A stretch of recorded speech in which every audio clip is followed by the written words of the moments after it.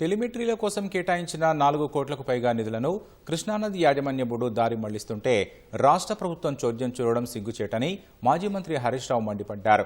ఉద్దేశపూర్వకంగానే టెలిమెట్రీల ఏర్పాటు ప్రక్రియ ఆలస్యం చేస్తున్నారని ఎక్స్ వేదికగా తెలిపారు.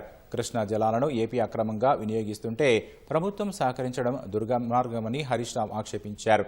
2016 జూన్లో బోర్డు నిర్ణయం ప్రకారం తొలి దశలో 18 చోట్ల టెలిమెట్రీలు అందుబాటులోకి తీసుకురాగా రెండో దశలో 9 చోట్ల ఏర్పాటు చేయాల్సిన టెలిమెట్రీలను ఇంతవరకు ఏర్పాటు చేయకపోవడం దురదృష్టకరమన్నారు.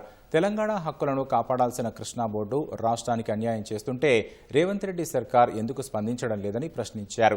టెలిమెట్రీల అంశం న్యాయస్థానంలో ఉందని సాకులు చెప్పే కేంద్రానికి సుప్రీంకోర్టులో కేసు ఉన్నా కేసీఆర్ 18 చోట్ల టెలిమెట్రీలు ఏర్పాటు చేసిన విషయం గుర్తులేదా అని నిలదీశారు.